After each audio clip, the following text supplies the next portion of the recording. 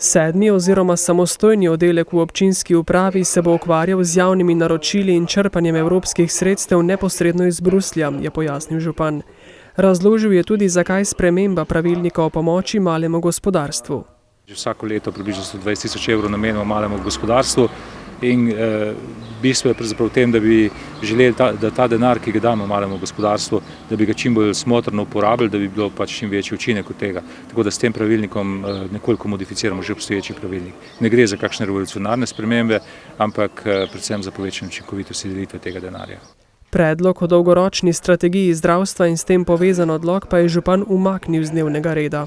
Predvsem ne bi želel, da neko gradivo, ki ni koliko toliko usklajeno z vsemi akterji, dajemo v sprejemanje, ker so sedaj v tem trenutku so si mnenja o tem, kaj in kako s koncesijami in kaj s koncesionarji, so si preveč deljena in želim najprej to uskladiti, potem bomo pa to zadevo tudi redno obravnavali.